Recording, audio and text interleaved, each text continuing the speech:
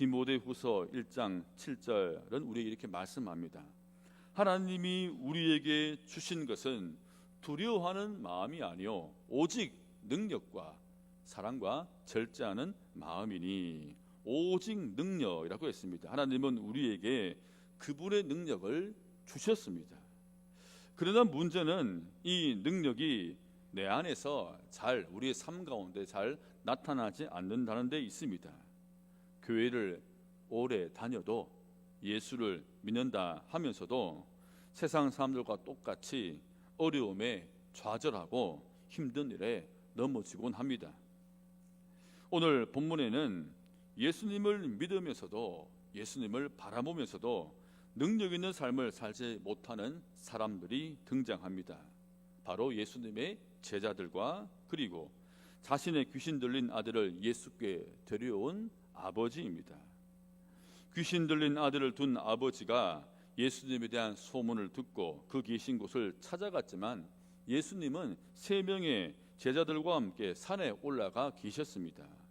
이 아버지는 제자들에게 아들의 병을 고쳐달라고 부탁하였지만 제자들은 고치지 못했습니다. 산에서 내려오신 예수님은 이 모습을 보고 제자들의 믿음 없음을 책망하셨습니다. 그리고 귀신 들린 아들의 아버지가 예수님께 고쳐달라고 말했을 때 또 예수님은 그 아들의 병을 즉시 고쳐주시지 않으셨습니다. 아버지의 말에 믿음이 없었기 때문입니다. 예수님은 먼저 아버지의 믿음을 바로 세우신 후에야 그 아들을 고쳐주셨습니다. 여러분, 하나님의 능력은 믿음을 통해서 흘러나갑니다. 오늘 말씀을 통해서 우리의 믿음이 충만하여져서 이 믿음을 통하여서 주님의 능력이 언제나 흘러가는 삶을 사시는 모두가 되시기를 예수님 이름으로 축원드립니다. 첫 번째, 우리가 능력 있는 믿음의 삶을 살기 위해서는 우리는 믿음의 눈을 키워야 합니다. 오늘 읽었던 본문 앞절 17절 18절 말씀입니다. 무리 중에 하나가 대답하되 선생님, 말 못하게 귀신 들린 내 아들을 선생님께 데려왔나이다. 귀신이 어디서든지 그를 잡으면 거꾸러져 거품을 흘리며 이를 갈며 그리고 파리해지는지라. 내가 선생님의 제자들에게 내쫓아 달라 하였으나 그들이 능히 하지 못하더이다. 여기서 무리 중 하나는 귀신 들린 아들의 아버지입니다. 이 아버지의 말을 들으신 예수님께서 이렇게 말씀하십니다. 19절입니다. 대답하여 이르시되 믿음이 없는 세대여, 내가 얼마나 너희와 함께 있으며 얼마나 너희에게 참으리요. 그를 내게로 데려오라 하시매. 믿음이 없는 세대여, 이 말은 귀신 들린 아이 때문에 지금 그곳에 모인 사람들을 가리킵니다. 그렇다면 예수님께서 말씀하신 그 믿음 없음은 무엇일까요? 바로 그 믿음 없는 세대여, 다음 9절에서 말씀에서 우리가 그 답을 찾을 수가 있습니다. 내가 얼마나 너희와 함께 있으며 얼마나 너희에게 참으리요. 즉, 이 말씀은 내가 그동안 너희와 오랫동안 함께 하면서 기적과 능력을 보여주지 않았느냐, 너희는 그렇게 보고도 내가 어떻게 능력을 베풀었는지 보지 못하였느냐, 아직도 하나님이 어떤 분이신지 모르겠느냐, 이런 뜻의 말씀입니다.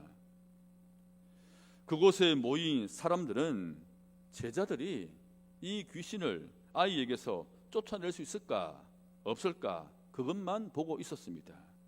그리고 제자들은 자신들의 능력에만 관심이 있었습니다. 그들 모두의 눈은 각자 자신들의 필요한 것만 보고 있었습니다. 그러니 능력은 나타나지 않고 불필요한 논쟁만 할 뿐이었습니다. 하지만 예수님의 눈은 그들과는 다른 곳에 가 있었습니다. 21절과 22절 전반절까지 말씀입니다. 예수께서 그 아버지에게 물으시되 언제부터 이렇게 되었느냐 하시니 이르되 어릴 때부터니이다.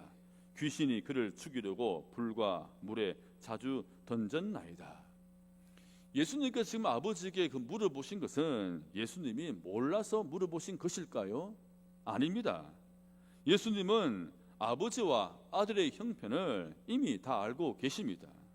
다 아시면서도 그렇게 물으신 것은 하나는 그 아버지의 마음을 먼저 만져주시기 위해서이고, 또 다른 하나 이유는 거기에 모인 사람들을 향해서 이런 메시지를 던져주시기 위해서입니다. 봐라, 이 아들이 어떻게 살아왔는지, 이 아들을 둔 아버지의 삶은 어땠는지, 아버지의 지금 마음은 어떠한지 그걸 먼저 보면 안 되겠니? 귀신이 나갈까 안 나갈까, 제자들이 고칠 수 있을까 없을까, 이런 데만 온통 신경을 쏟으면 논쟁하지 말고 제발 이 아들과 아버지의 삶을 좀 듣고 먼저 그들을 이해해 주면 안 되겠니? 주님께서는 이렇게 말씀하시는 것입니다. 그렇게 예수님의 눈은 오직 이 아버지와 아들의 삶에만 향해 있었기 때문에 언제든지 능력을 베푸실 수 있었습니다. 이 땅에 오신 예수님의 눈은 항상 사람들과 그들의 삶에 향해 있습니다. 예수님께서 오병이어의 능력을 일으키실 때에도 예수님의 눈과 제자들의 눈은 서로 다른 곳에 향해 있었습니다. 제자들의 눈은 우리가 가진 것으로 이 사람들을 어떻게 먹일 수 있을까, 얼마나 많은 비용이 들까, 이런 것에만 관심이 있었지만 예수님은 사람들의 처지와 형편을 먼저 보시고 그들을 배부르게 먹일 생각 거기에 관심이 있었습니다. 예수님의 시선이 늘 향해 있는 곳은 바로 사람들이었습니다. 예수님은 제자들이 바로 이러한 믿음의 눈을 가지기를 원하셨습니다. 오늘 이곳에서도 이 시간에도 하나님의 눈은 우리 한 사람 한 사람을 향해서 있습니다.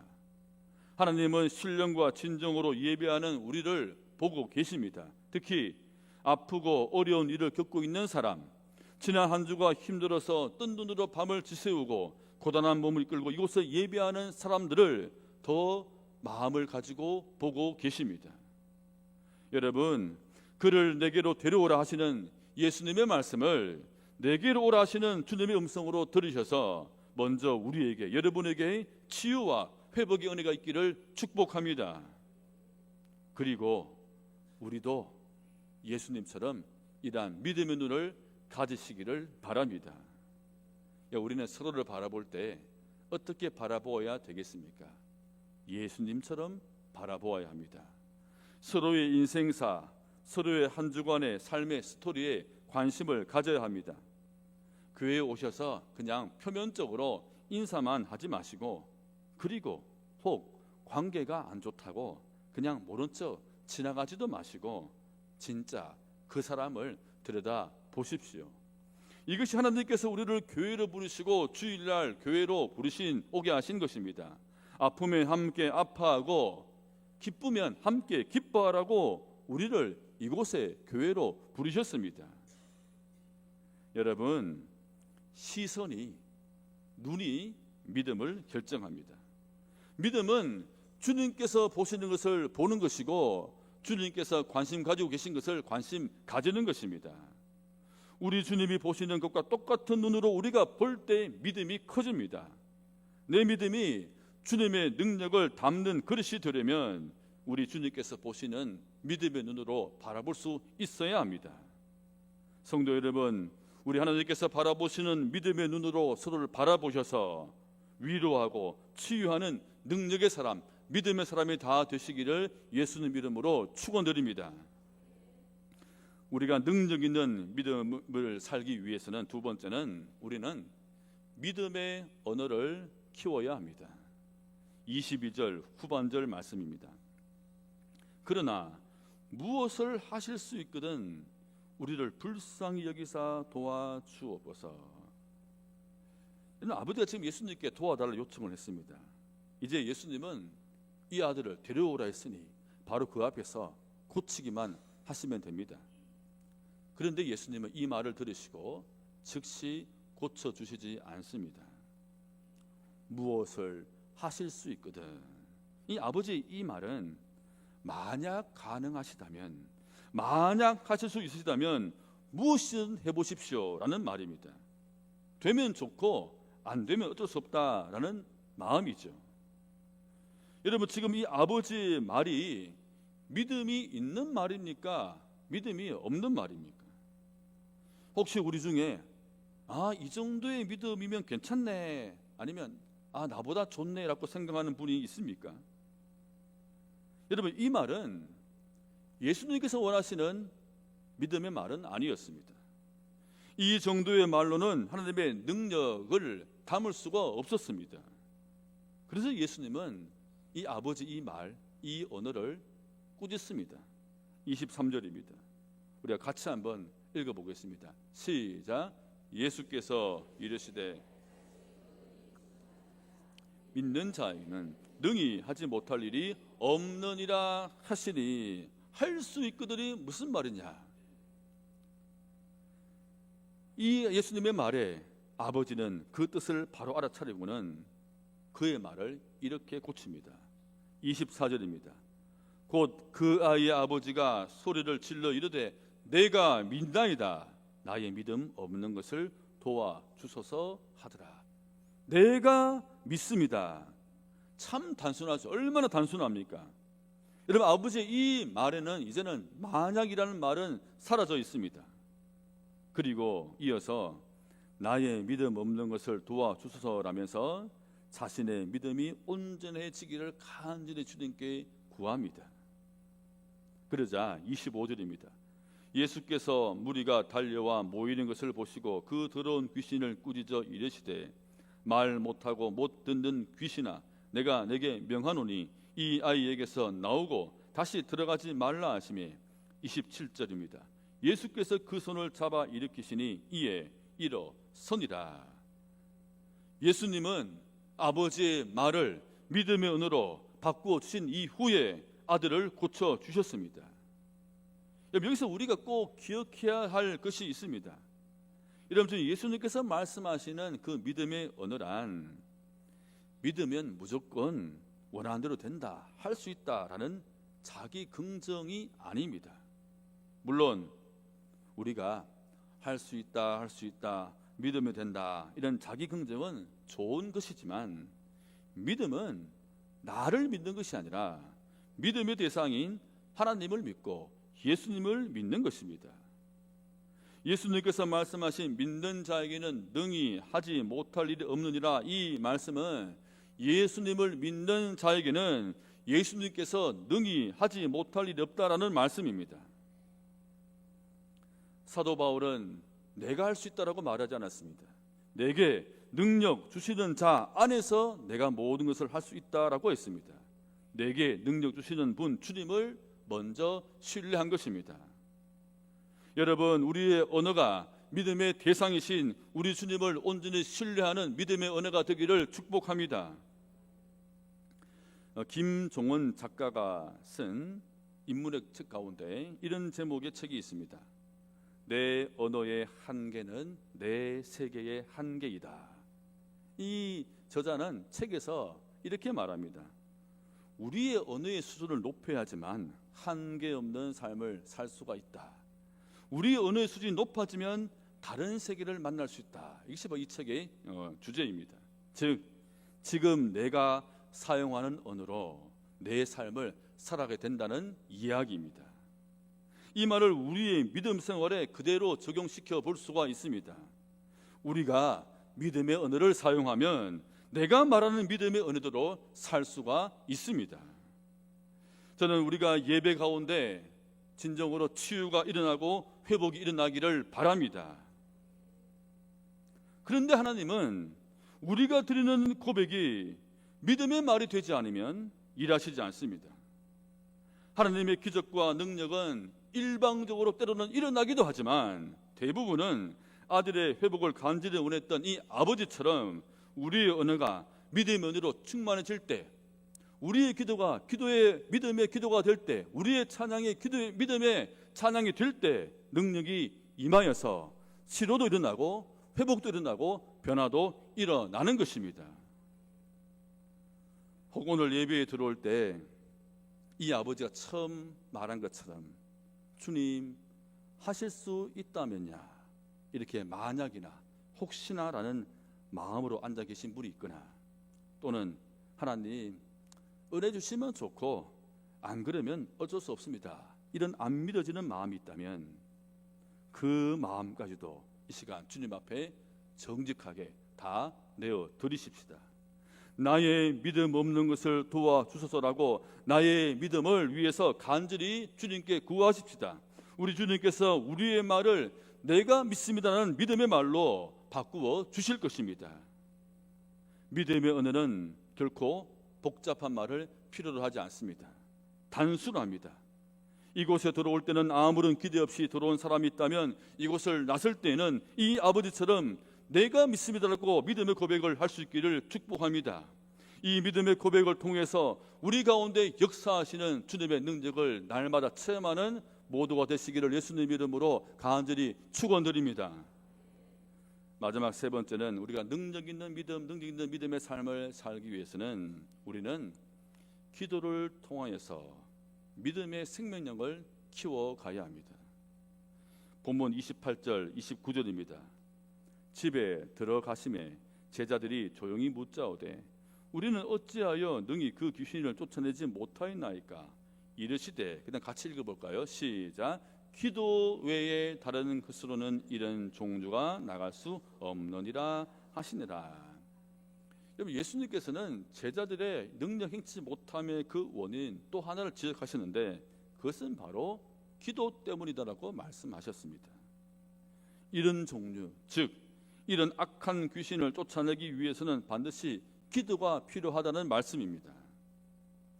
앞부분에 마가복음 6장에 보면 예수님은 그 사역 초기에 제자들을 둘씩 짝을 지내어서 파송하시면서 더러운 귀신을 쫓아내고 병을 고치는 권능을, 능력을 주셨습니다. 이에 제자들은 그 능력으로 귀신도 쫓아내고 병도 치유했습니다. 그런데 지금은 왜 안 되었겠습니까? 능력이 사라진 것입니까? 아닙니다. 같은 오늘 본문의 사건을 다루고 있는 마태복음에서는 이렇게 기록되어 있습니다. 마태복음 17장 20절입니다. 이르시되 너희 믿음이 작은 까닭이니라. 진실로 너희에게 이르노니 만일 너희에게 믿음이 겨자씨 한 알만큼만 있어도 이 산을 명하여 여기서 저기로 옮겨지라 하면 옮겨질 것이요 또 너희가 못할 것이 없으리라. 여러분, 여기서는 기도를 믿음과 연결시킵니다. 그리고 이 믿음을 겨자씨로 비유하십니다. 왜 작고 보잘것없는 이 겨자씨로 비유하실까요? 겨자씨는 비록 작지만 엄청난 생명력을 가지고 있기 때문입니다. 즉 기도는 그 믿음을, 내 안에 있는 믿음을 자라게 하는 생명력이라는 말씀입니다. 기도가 믿음을 자라게 하고 믿음이 자라는 것만큼 겨자씨가 큰 나무가 되어서 많은 새들이 깃드는 것처럼 하나님의 능력이 충만히 임한다는 말씀입니다. 결국 제자들의 영적 능력의 침체는 기도하지 않음 때문에 생긴 일이었습니다. 여러분, 기도 자체가 무슨 능력이 있는 것은 아닙니다. 세상 사람들도 다 기도하죠. 여러분, 가장 많이 기도할 때가 언제인지 아십니까? 사람들 보면요, 로또 번호 적을 때입니다. 지금 얼마 전에 보니까 포항 지역에 1등 당첨이 나왔다고 또 난리더라고요. 로또 번호 적을 때, 로또 번호 추첨할 때 사람들은 정말 간절하게 기도하죠. 그러나 하나님을 믿는 우리의 기도는 내가 원하는 것을 받거나 어떤 문제를 해결하기 위한 도구가 아닙니다. 물론 우리의 기도에는 어떤 능력을 받거나 문제를 해결하기 위한 기능도 있습니다만은 그것은 지금 예수님께서 말씀하시는 기도의 본질은 아닙니다. 기도는 하나님과의 연결이고 관계입니다. 포도나무에 가지가 잘 연결되어 있을 때 가지가 뻗고 꽃이 피고 열매가 주렁주렁 맺히는 것처럼 기도는 주님과의 관계요 연결입니다. 하나님은 예수 믿는 우리에게 이미 권능을, 능력을 주셨습니다. 예수 이름으로 귀신을 쫓아내고 병을 고치는 능력을 주셨습니다. 이 능력은 우리의 믿음이 계속 성장하고 자라느라 그 생명력에 달려 있고, 그 믿음의 생명력은 바로 우리의 기도에 달려 있습니다. 우리가 예배 가운데 또 찬양과 말씀 가운데 은혜 받으면 믿음이 다 생깁니다. 그러나 우리가 집에 가서나 또한 회사에 가서는, 학교에 가서는 그 믿음대로 살지 못하는 이유가 그 믿음을 우리가 제대로 잘 유지하지 못하기 때문입니다. 잘 유지하지 못하는 이유는 바로 내가 받은 그 말씀, 내가 받은 은혜를 가지고 기도하지 않기 때문입니다.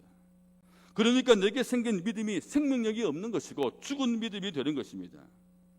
그러나 우리가 항상 쉬지 말고 하나님과 잘 붙어서 기도하면 이 인생의 가뭄에서도 시냇가에 심은 나무처럼 생명력이 있는 뿌리 깊은 나무가 되어서 하나님의 은혜를 계속 유지하게 되어서 능력 있는 삶을 살 수가 있는 것입니다.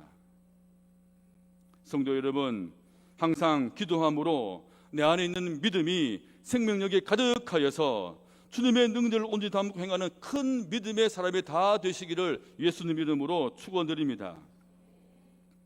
제가 오랫동안 수심 알고 지내는 한 성도의 부부의 간증입니다. 이 아내는 젊을 때부터 참 믿음이 참 좋았는데 이 남편은 아직 믿음이 없어서 교회는 나오지만 그냥 아내 따라서 나오는 정도의 그런 믿음이었습니다.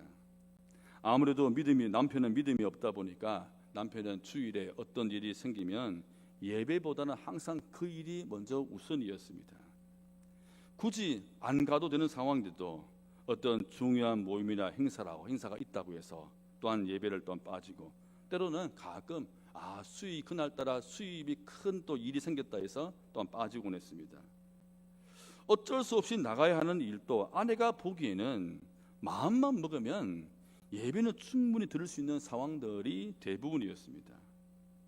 이 아내가 이런 남편이 보고 우리 남편이 무엇보다 믿음이 먼저 바로 서면 좋겠다라는 마음으로 늘 주변에 우리 모임 식구들에게나 또 구역 식구들에게 기도를 부탁했습니다. 그리고 이분 또 매일매일 남편의 믿음이 바로 먼저 세워지게 주십시오라고 날마다 간절히 기도를 했습니다.